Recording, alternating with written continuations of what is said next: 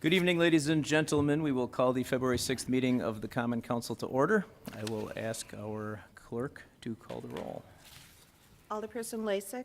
Here. May. Here. Probst. Here. Reinke. Here. Rote. Here. Vitale. Here. Weigel. Here. Barzak. Here. Shaplewski. Here. Haas. Here. 10 present, none excused.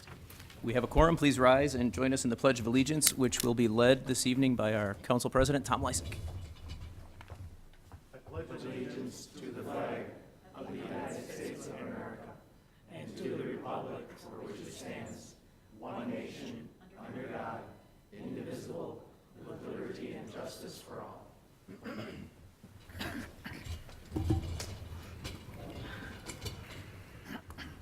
Okay, before we go into the public hearings this evening, I will ask President Lysick to join me up here for a proclamation commendation for our dear clerk who is leaving us, Monica Schultz.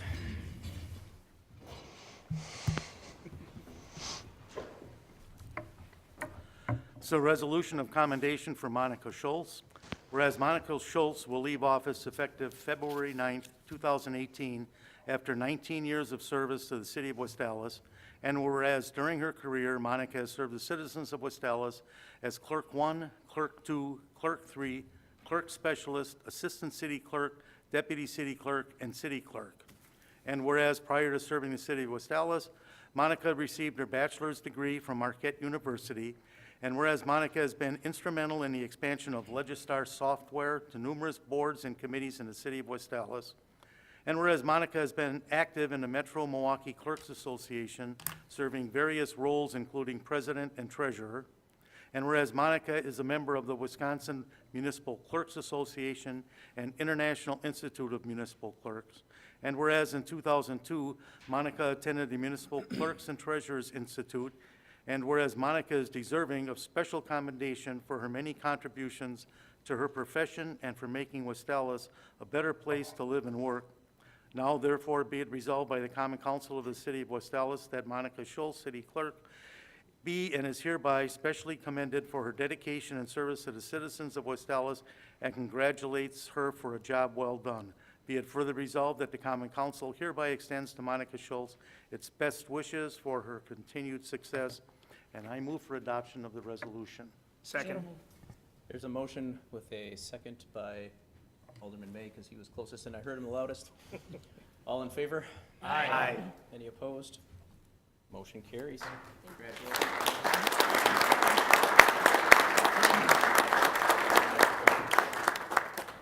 And those of you that have seen these before, this Friday, February 19th, where'd you go, Monica? Will be Monica Schultz Day in the city of West Allis, so shower her with gifts and be very nice to her. And thanks you for everything. We will miss you.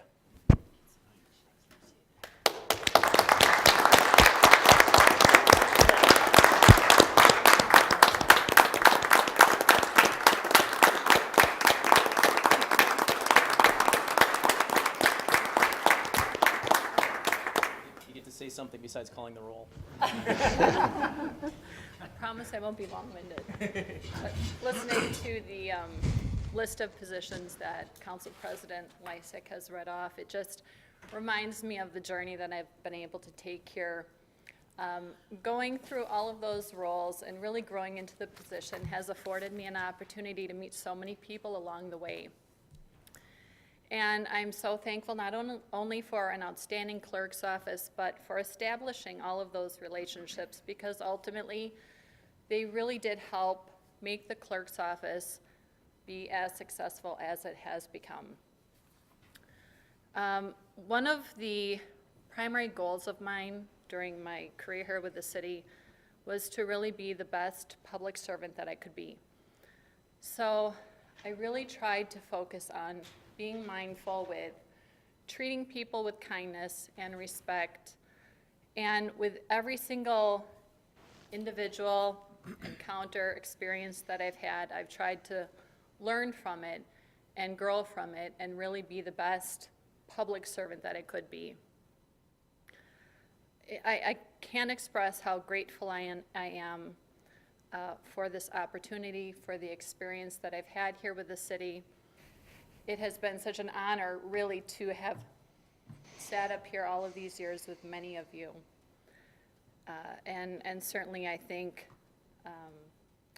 the public employment sector can be challenging, but I'm so thankful for how rewarding it has been as well.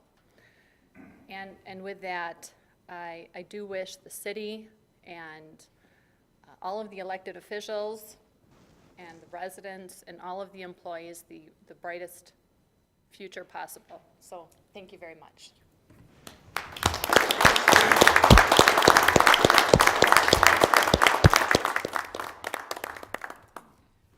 Thank you.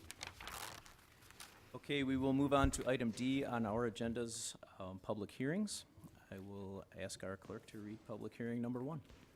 Resolution to confirm and adopt the report of the interim city engineer containing the schedule of proposed assessments for improvement of West Lapham Street from South 56th Street to South 60th Street and portions of intersecting streets by concrete reconstruction, new driveway approaches, new concrete sidewalk, storm sewer relays, sanitary sewer relay, water main relay, building services, and utility adjustments.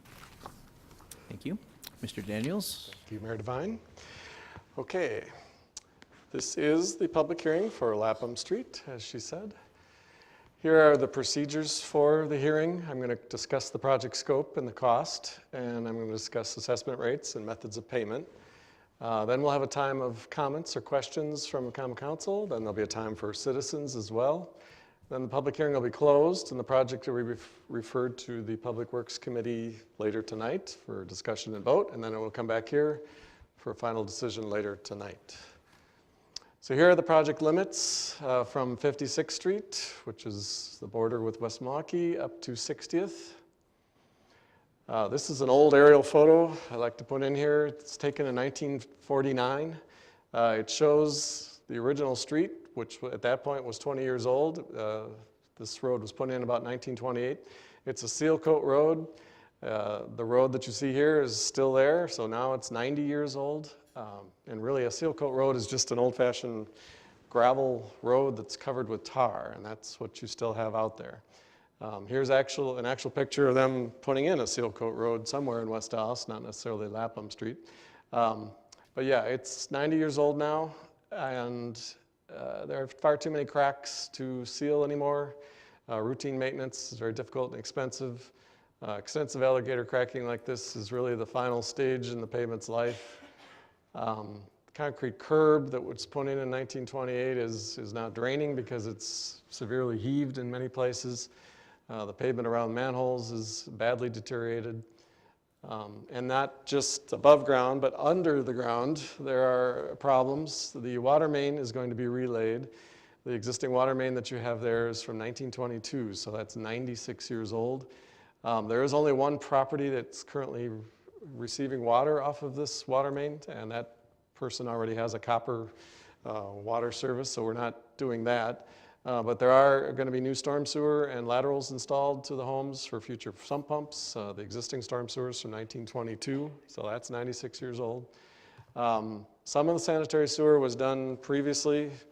There's just one more block where we're actually just lining it. That block that we're lining is from 1910, so that's 108 years old. And then we are putting in new street lighting and poles throughout the job as well. We did do some speed studies on Lapham Street in December. The city does have a neighborhood traffic management program that does recommend use of traffic calming if at least 15% of the motorists are exceeding 28 miles per hour. In this case, it's right on the edge. The daily count we found was 1,094 vehicles per day. Typically, 1,000 vehicles per day is what residents would find acceptable. The average speed was 24.3. The 85th percentile speed was 29. That's right on the edge of being a problem. There were a few people going about 54 miles an hour, as always. The speed limit is 25. So this is something I just want to throw out there. If you think that there's a significant problem with speeding, we can look at some of the methods that we use to slow people down. Any of these traffic calming measures would be completely free to the property owners if the majority of people wanted to try that. So here's some of the ideas we typically would have: a traffic circle, a little mini roundabout really, or curb extensions or pinch points would be something that could slow traffic down. Traffic circles have been shown to reduce speeds by about 10%. These are the pinch points. We've installed these elsewhere in West Allis. They have been shown to reduce speed by 4%. Bump outs like this have been shown to reduce speed. Research has shown that all of these design tools are more effective at lowering speeds than any warning signs or stop signs, which are mostly ignored, or the use of infrequent law enforcement that could only be there, on occasion. So I just throw that out there. I'm not suggesting that we necessarily do this because the road doesn't have a significant problem, but if the residents feel that there is, we can talk about doing something like that. The project will also include several sustainability benefits. The gravel used will be 100% recycled crushed concrete from old pavements instead of mining for new gravel. Recycled fly ash will be used from coal electric plants in the concrete to reduce the mining for new cement. New asphalt would be made from 20 to 35% old recycled asphalt pavements to reduce mining and drilling. And then we will have new LED streetlights, which would reduce electricity use by 66%. The trees will be preserved. The sidewalks will be arced to give the trees a little bit more room, and then the street will be narrowed by 6 inches on each side for a total of 1 foot, just to get the paving machine past some of the trees, which are very, very large. The trees are good. We want to keep the trees. The trees intercept the rainwater. They help runoff soak, into the soil at a slower and more even rate. This takes pressure off the storm sewer. Trees provide a host of other benefits, such as improved air quality, reduced air temperatures in summer, and increased property values. So this is what the street would look like: a new concrete street, new curb and gutter, new sidewalk, new driveways, new street lights. Here is the cost of the project. The pavement will be $349,000, street lighting $44,000, sanitary sewer $18,000, storm sewer $196,000. The water main, $645,000, is large because it is a very large water main. It's one of the main feeders into the city. So the total cost is $1.2 million. Here's where the money is coming from. The water main will be paid for out of the water utility, which is a citywide fee. The stormwater will be paid for out of the stormwater fund, which is on your water bill. That's a citywide fee. Sanitary sewer, very little work, but that's coming out of the sanitary utility fund. Special assessments are about $57,000. That's 5% of the total cost, and then the rest is coming from the general tax fund, which is the citywide property taxes. So that's 27%. Now, most of the properties on Lapham are corner properties. So on Lapham Street, they are paying for the longer side of their property, and I understand that we have done a lot of work in that area, like 57th Street last year, although we didn't charge any special assessments on 57th Street because that was emergency sewer work and that the road had been paved within 30 years, so we don't make people pay again. 59th Street was done in 2014, 60th was in 2010, and then several alleys have been done. So this is not uncommon. There are 10,000 parcels out of the total 19,000 parcels in the city that do pay for more than one side of their property. So that's 55% of the lots in the city are paying for both sides of their corner, on the corner, or in this case, the street and the alley. There are 3,400 parcels out of the 19,000 that pay for more than one street. And then there are 7,400 parcels out of the 19,000 that pay for their street and their alley. So that's 38%. So it's not uncommon that people would have to pay. In fact, the majority of people are paying for more than one side. Here's a sample special assessment. So you got the long side of your lot, which is 120 feet long. The assessment rate is $59.25. So that comes to $7,000. But on the long side of your property, we take 60% off. So we subtract that 60%, that $4,200, leaving the total cost of about $2,800. And if you have a driveway, then there would be an extra charge for that square footage of driveway. The bills in this case will not be mailed out for a year from now until March of 2019. You would have payment options at that point of a lump sum or a 5-year plan or a 10-year plan.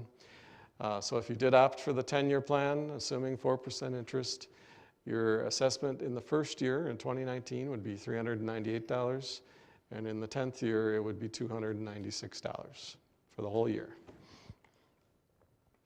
Here's kind of the history of special assessments. We have been doing it for over 100 years. In the old days, city residents actually paid the whole cost, 100% of the new street in front of their property, because they were the ones enjoying the unique benefit of this improvement. On this particular project, the city is going to collect $57,000, or 5% of the total cost. The assessment rate is $59.25 per foot for all residential properties anywhere in the city, no matter how wide their street is, or how high the traffic volumes are, or how high the actual bid prices are. Everyone pays $59.25. Everyone is treated equally because everyone's paying the same thing, doesn't matter where you live. For over 100 years, Wisconsin state law has allowed special assessments, and in addition, there have been judgments in over 100 court cases in Wisconsin that have upheld this law as a fair and reasonable method to recoup the cost of these projects. So special assessments have been around and have stood the test of time for over 100 years. Here's another reason why we do it. Special assessments are the only way to ensure that tax-exempt schools, churches, charities, hospitals, county parks, utilities, and railroads pay their fair share too. No one is exempt from special assessments, even though 430 properties in this city do not pay any property taxes. And many of those tax-exempt schools, churches, hospitals, county parks are very large properties, which actually encompass 28% of the total parcel area in the city, and only contribute to the city's costs through special assessments. Likewise, businesses, corporations, and manufacturers pay a higher assessment rate to ensure they contribute their fair share, so their assessment rate would be $74 to $88 per foot. Like I was saying, the shaded areas here are all the tax-exempt properties in the city. There are 1,600 acres of that, so that's 28% of the city that is tax exempt. So they do pay special assessments. I mean, that's the only time that they're paying or contributing to the city's costs. And this is a map of everyone who has paid a special assessment in the last 10 years. Anywhere you see any color, that's a special assessment that has happened. You can see some of the alleys are shown over here on Lapham up here, I guess. The white spots are people that have not paid a special assessment in 10 years. The colored places are different years. The colors are different years where people have paid a special assessment. So you can see it's almost everyone, at least on the east end of town, that has paid a special assessment in the last 10 years. So everyone is paying their fair share. As far as the interest rate, the city does borrow the money for this project. So the city is paying interest to the municipal bondholders over the next 10 years. So if you choose to take that 10-year plan, the city is merely passing along these interest charges to the residents that choose a 5 or a 10-year payment plan. The city does not make a profit off of that interest that we're charging. And during construction, I just want to point out that on-street parking, a lot of you have alleys, but if you do need on-street parking, it would have to be on the side streets, the neighboring streets. You don't need a permit for that. The police will increase patrols. If you do have a disabled parking sticker or license plate, we could set up special handicap spots around the corner on the side streets if you let us know, and then you would be able to park there as well. So let us know if that's a situation that you have. And with that, I'll entertain any questions. Thank you, Mr. Daniels. Are there questions from the members of the Common Council on this item? Seeing none, are there any questions from the members of the audience on this item? If you could come up to the microphone on the podium here and give us your name and address for our record, and please sign in after your comments. Hi, yeah, my name's Kevin Cronin. I live on 56th and Lapham, right on the corner there. And a couple questions. I've got a a garage that's going to be right off the street. I assume I won't be able to use that while this is going on. Is that true? Unless you can get in off the alley somehow, I can't. Oh, okay, maybe, right. You yeah. might be able to, I know there's a couple where you could maybe make a U-turn and get in your garage or something. I guess we'll see how that goes. Yeah. The other thing is, I was also considering having some concrete work done there. Glad I didn't do it last year. Can the city help me with that, or should I hire a private person, or can we coordinate this? Or We'll send you a letter when the construction's starting, probably around May, and the name of the contractor that got the low bid will be in the letter, and his phone number, and you could contact him and ask you a quote. It probably would be a fairly decent price since he'll be in the neighborhood. So you would have to arrange it, but you could certainly call the contractor that's doing this work and see if he would do a little bit more. He'll be doing all the sidewalk, and so it's certainly a possibility. right, really? Okay, so I'll just wait for that letter and then call them. Okay, very good. I don't really have anything else, so that's it. Just sign this thing here. Yes, please. Thank you. Does anybody else in the audience have questions on public hearing number 1? Okay. Seeing none, we will close public hearing number 1, and I will ask the clerk to read public hearing number 2. Resolution relative to a special use permit for Tall Guy and a Grill, an existing catering business, to obtain a Class A liquor license located at 6735 West Lincoln Avenue. Mr. Stiebel, when you're ready. Thank you, Mr. Mayor. The second public hearing is Tall Guy and a Grill. You may recall several months ago, we took a Small Guy and a Grill for a special use. As a result, we don't need to do any additional landscaping. The Common Council adopted a new ordinance in March of last year that now has all Class A liquor license holders to come for a special use, and that's the purpose of this hearing. The Tall Guy and a Grill will need a Class A liquor license to be able to provide liquor to their catering customers.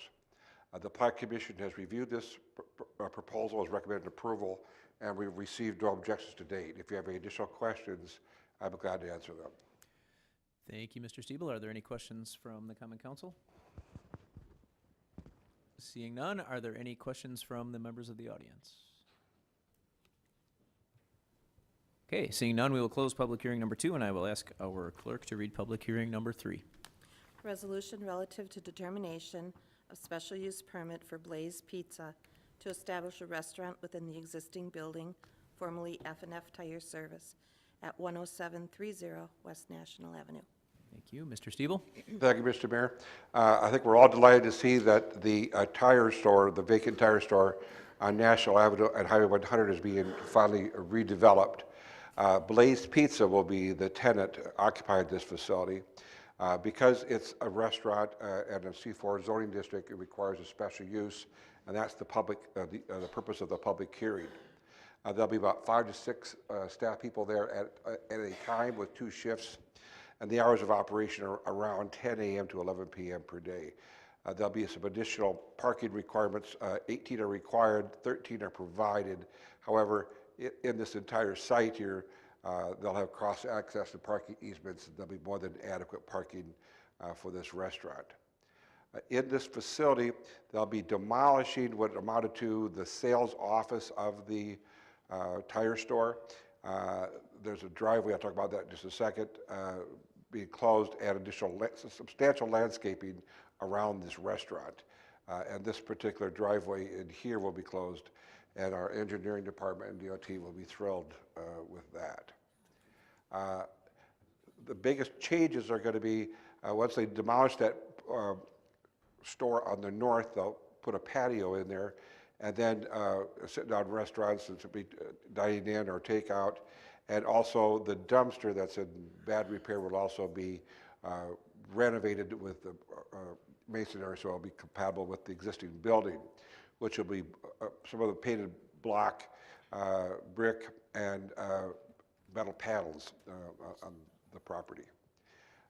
The Plan Commission has reviewed this project, has recommended approval, and we've received no objections to date. If you have any additional questions, I would be glad to answer them.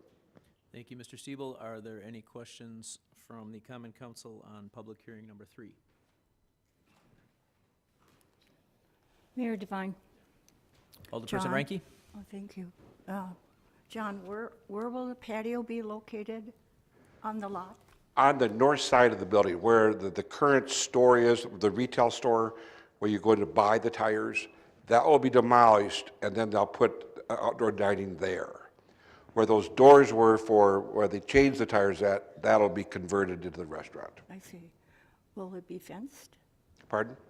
Will the patio be fenced? Yes. I see. Okay, thank you. Thank you. Any other questions from the Common Council? Okay, seeing none, are there any questions from the members of the audience on public hearing number 3? Okay, seeing none, we will close public hearing number 3. I will ask our clerk to read public hearing number 4. Ordinance to amend subsection 12.42 1EE of the revised municipal code to limit restrictions on tobacco retailers within the C3 Community Commercial District. Mr. Stiebel. Thank you, Mr. Mayor. I made a quick stab at explaining this at our mayor's staff meeting this morning, and he referred to it as a soft opening. So hopefully this will be a little bit better in clarification. What we're talking about is the tobacco retailers ordinance, which was adopted in 2016. And what this targets is just the tobacco retailers, which is, as noted there, anybody that sells more than 20% of their product in tobacco or paraphernalia. The importance of this is more like for cigar stores or cigarette depots, that kind of thing. So there are only 5 of those currently in the city of West Allis. Now, anybody that has less than that doesn't need any special permit from this ordinance, but they just go to the clerk's office and apply for a regular tobacco license. Now, there are 66 license holders in the city. 5 of them are tobacco retailers. The ordinance that was adopted added some restrictions in terms of how many feet from different uses, like public libraries, schools, any land zone, parkland, and other tobacco retailers that have licenses, which is a lot.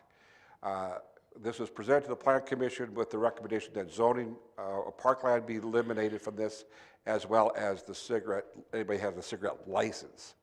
And the Plan Commission recommended denial. We've come before you today with the one where we're just eliminating the zone parkland. As a point of reference, we're getting a new screen, by the way, so hopefully next 2 weeks you'll be able to see this stuff. In the purple or pink or whatever color that is now, is the current location of all those 66 licenses, the parcels that they're on. So that's think of it as a cigarette license versus a tobacco club or smoke shop.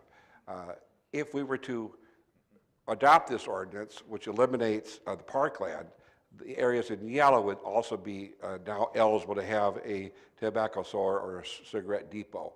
However, most of them are manufacturing, and so there's about 20 new spot areas that you would actually be able to have a smoking area. And so this ordinance tonight, if it were approved, would keep this in the C3 and above. C1, which is our downtown area, is not affected by this ordinance, and C2 doesn't allow them anyway. So it's just, the only change is zone parkland.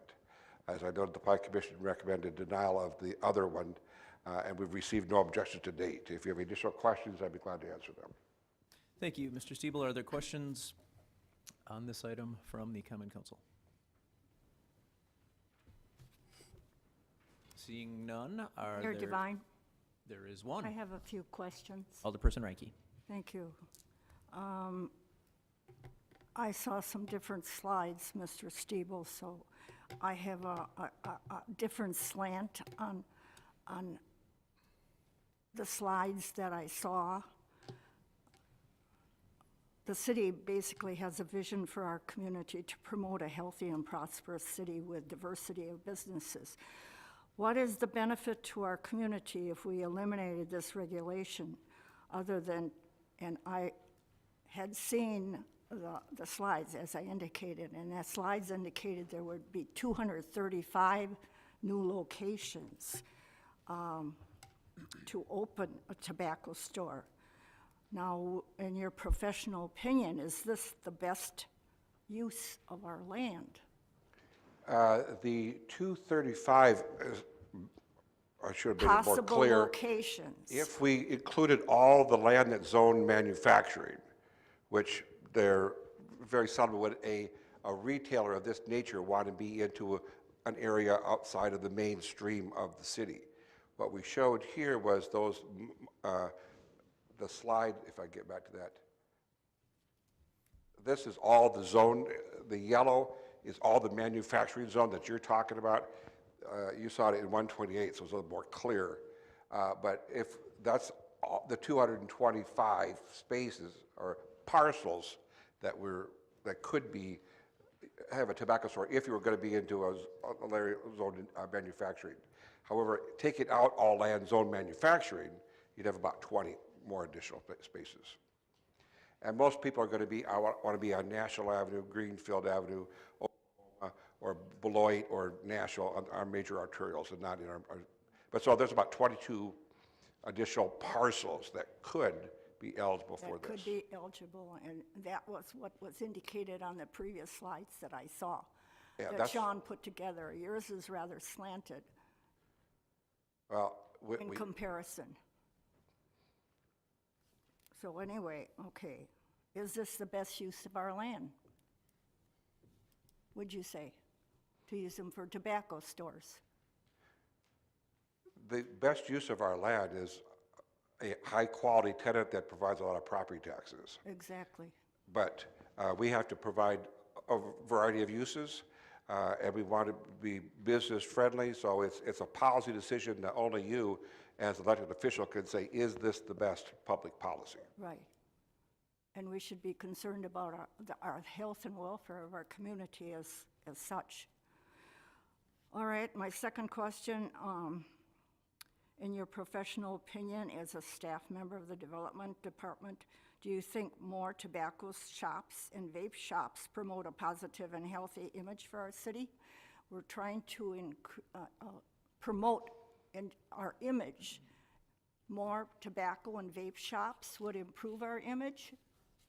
Mayor Devine, I think we're getting into an area here where we're discussing the merits of the proposal when this is a public hearing. This is a time for the citizens to act and give us their views, not the point for the alderperson or persons to give their points of view. That action can be taken in committee, and these items will be discussed in committee, and Alderman Reinke, you'll have your opportunity to present your arguments for or against this issue in committee. Right now, it's a time to listen to the public.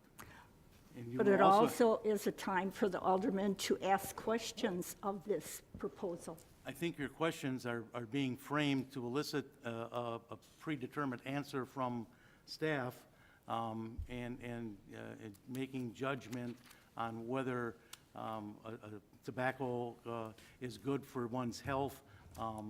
That's not the issue here whatsoever.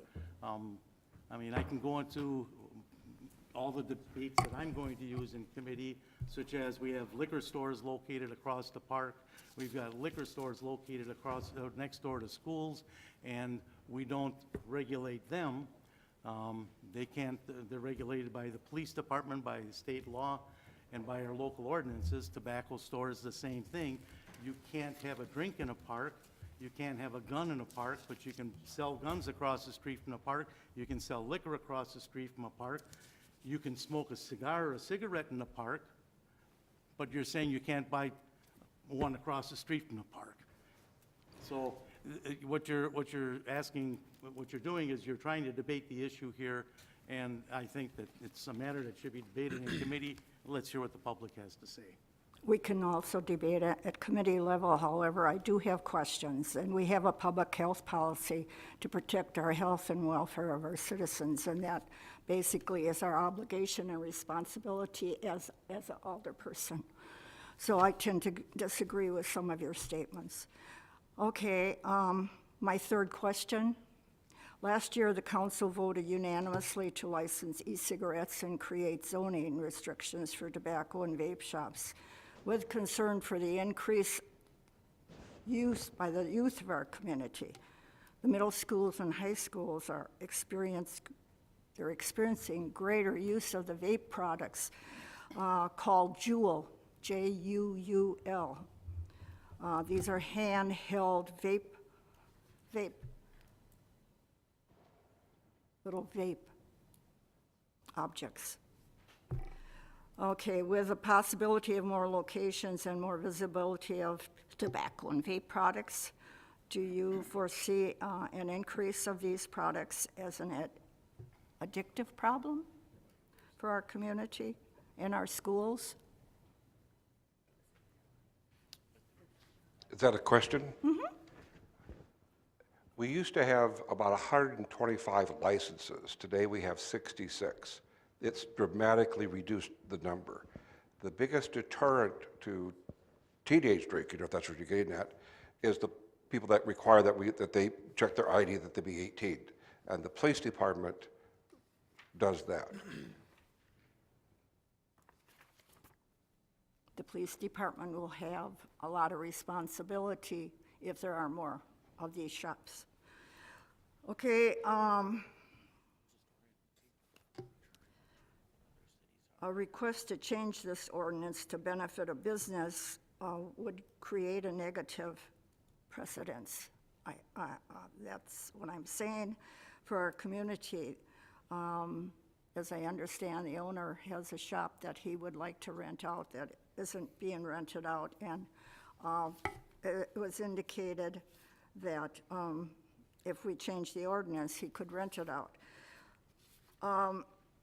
If it's rented out as a cigar shop, can he still sell cigarettes and vape products?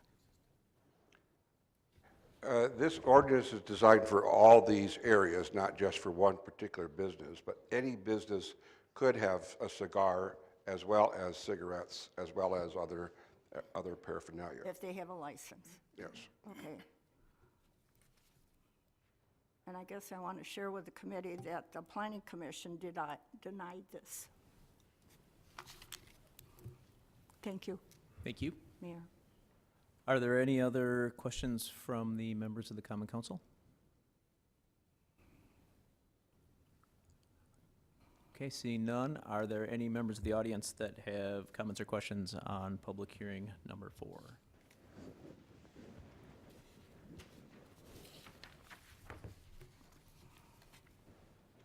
Hello, my name is Noah Lee. I live at 7026 West Rogers Street. I just had a question about this. I presume that the reason why this is being looked at to be changed is because there was a request for someone to get permission to do this. Is that correct? And I guess one thing I just would like to encourage or put forth is that we're not making this change for one individual that wants to do something. That if this is something that would benefit more than one person, but as someone that is interested in the health and well-being of the community, having young children here in the community who utilize the parks, I think that we should definitely think about the reasoning that this change would be made. Whether this is going to be beneficial to the community as a whole or a small subsection of that community. I feel that having a very specialized shop and is not very different from being able to go to get these products at any other 66 other licensed locations here in the city. That making sure that we keep things as clean as, I mean, this is also a public issue for cleaning things up, right? So if you have something right across from a park and someone's walking through, they want to go get something, they can go get it right then and there, versus having to go somewhere else to do that. So I just want to voice that comment. I think that that we just want to make sure that when these decisions are being rendered across the city, that it's something that is going to benefit the city as a whole and not a very small subset of that community. And our parks are great, and I like to keep them that way. Thank you very much. Thank you. Sign this. Are there any other members of the audience that wish to address the council with questions on public hearing number 4?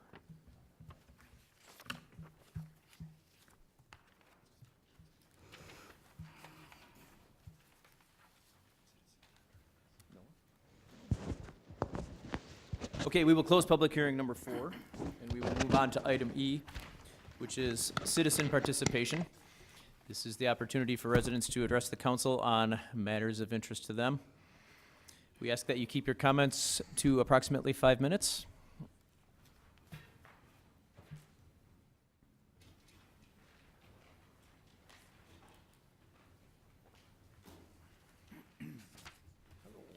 I'm Robert Philippi.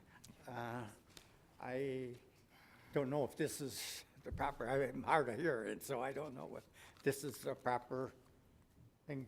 But anyway, I'm coming down here again in regards to sewer problems in my street on my lateral from the house. This is about smoking. Oh, this is, No, you're right. I'm not in that. It's okay, you're in the right spot. Yep, keep going. Oh, okay. Anyway, I coming down again because in 1955, I came down here to Milwaukee from central Wisconsin to work for Zion Plumbing. And first I started out as a top man on a sewer line, and then I graduated into a pipe layer.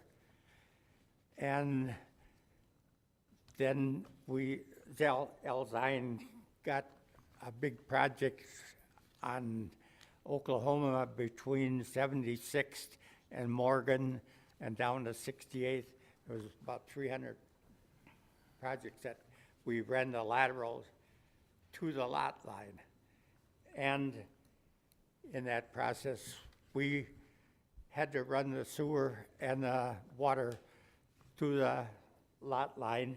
And after it was inspected by the city inspector, then Al Zion came out and said that after it was inspected, then it was the city's obligation up to the lot line.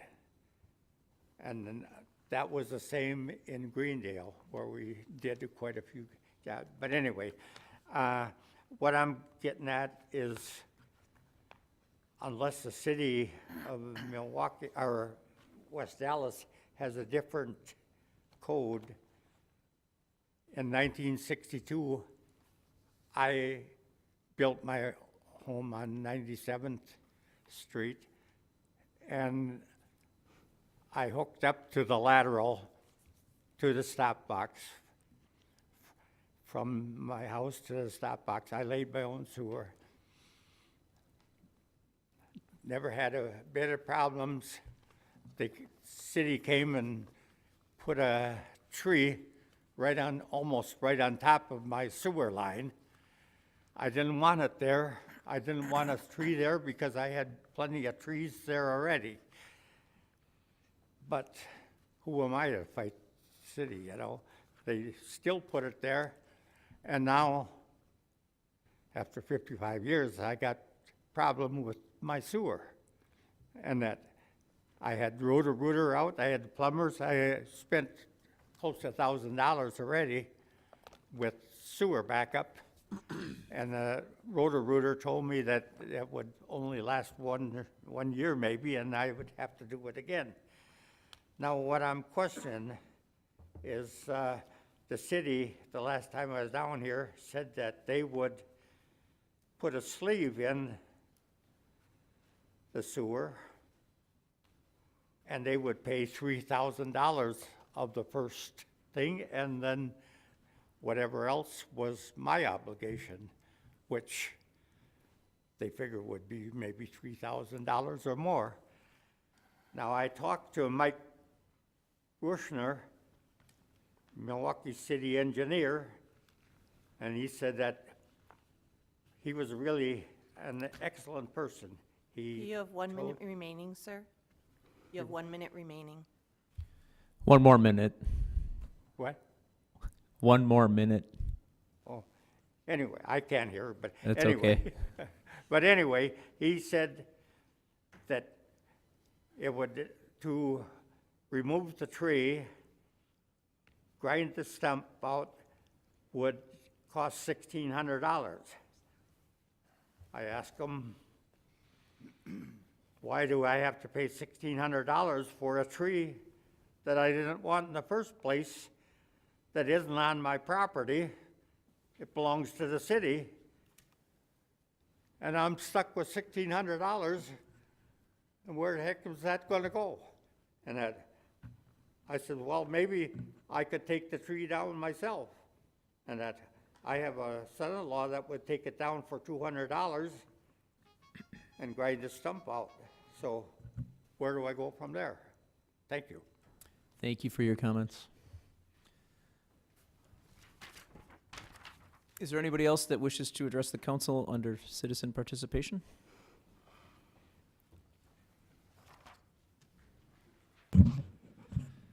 Good evening, Mayor and members of the council. My name is Ed Eichhoff, and I'm the Senior Vice President of Development for Ramco Gershenson Properties Trust. We are the owners of the West Allis Town Center Shopping Center at 70th Street and Greenfield Avenue.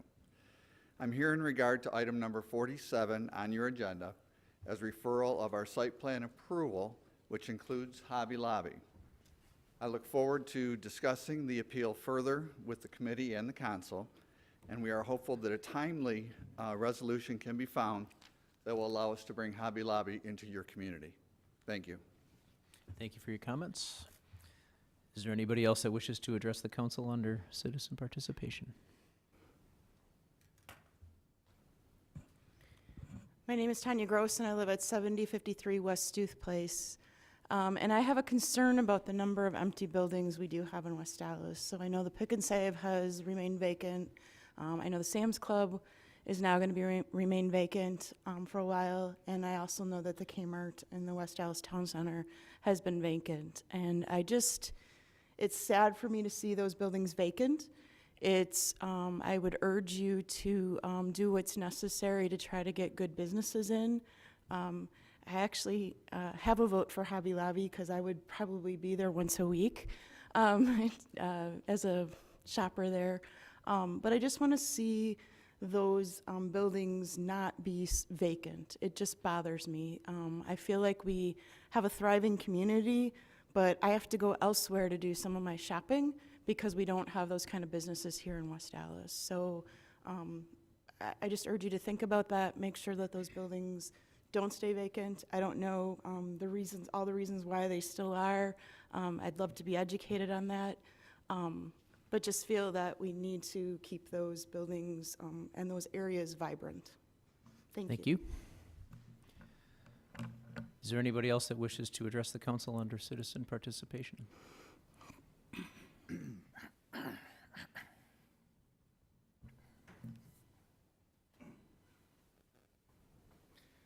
Hi, I'm Jim Nickel, 813 South 87th. Item 64 on your agenda tonight deals with the Vukmir-San Filippo crime bill that you're going to hopefully pass as an advisory resolution. Now, I know you guys don't have any direct control over the state legislature, but it's important to make a public statement to put the Milwaukee County judges, the court commissioners, the Department of Correction on notice that you guys don't want those people releasing dangerous, arguably dangerous people into our streets and to recommit crimes. A yes vote on this resolution, I would hope, does not end your commitment to that. I would hope that you'd contact your state legislators other than Vukmir and San Filippo, because those are in the bag, but other representatives to pass this into law. This concludes my rant for now. Thank you. Does anybody else wish to follow up that act and address the council under citizen participation? Okay, seeing none, we will close citizen participation. We will move to item F on your agendas. Our standing committees will be meeting during recess. Those room numbers are listed on page 2 of your agendas. Moving on to item G, the mayor's report. I have a few things this evening. One, I want to mention that this week is Future Business Leaders of America, Phi Beta Lambda Week. I was over at West Allis Central last week meeting with their organization and signing a proclamation, had a brief meeting with them, so I want to thank them for keeping that program going. Very valuable, very bright kids. I also want to thank the West Allis Women's Club for once again holding their Queen for a Day luncheon over at Mountain Hope Lutheran last Friday. Several of us were there. It's the opportunity for gentlemen of the community to serve them lunch at their meeting, and it's always a fun event, very well-fed and very much appreciated. I want to wish the Nathan Hale girls basketball team success tonight. They tipped off about a half an hour ago against Sussex Hamilton, and if they win, they will clinch at least a share of the Great O-Metric Conference title. They are currently ranked 7th in the state, I believe, so I hope that that success continues into the tournament season, end of the year. And lastly, I want to mention that the Community Alliance Against Drugs is having their Winterfest on Saturday, February 10th from 6:30 to 9:30 at Nathan Hale. There is free admission if you are a CAD member. Otherwise, it's $5 per person with additional costs for food. They're also asking you help warm up other families by bringing non-perishable food items to restock the local food pantries. There will be basketball, volleyball, swimming, carnival games, concessions, music. Again, that'll be February 10th, 6:30 to 9:30 at Nathan Hale. That does conclude the mayor's report. Moving on to item H, are there any alderpersons' reports? Mayor Devine. Alderperson Probst. I would like to announce to the residents of the 2nd District that effective on March 31st, 2018, I will be effectively resigning this position as alderperson for the 2nd District. So anybody interested, put your stuff together. Thank you. Thank you. Are there any other alderpersons' reports? Mayor Devine. Alderman Lysick. I move that the minutes of the Common Council regular meeting of January 16th, 2018, and special meeting of January 24th, 2018 be approved. So moved. A second, sorry. You can't do the motion and the second. I want a motion and motion again. No, We have a motion with a second by Alderman May. Is there any discussion or changes to the minutes? All in favor? Aye. Aye. All opposed? Motion carries. Going to item J, items not referred to committee. We already passed item 6, so I'll ask for a motion to send items 7 through 12 to the city attorney. So moved. Second. Motion by Alderman Barzak and a second by Alderman Weigel. Is there any discussion? All in favor? Aye. All opposed? Motion carries. Item K, standing committee reports. License and Health Committee. Mayor Devine, Alderman Chaplesky. I'll be reporting those out after the recess committee meetings. Thank you. Mayor Devine. Alderman Lysick. I move that we stand in recess until conclusion of the committee meetings. Second. There is a motion with a second by Alderperson Ranky. All in favor? Aye. All opposed? We are in recess.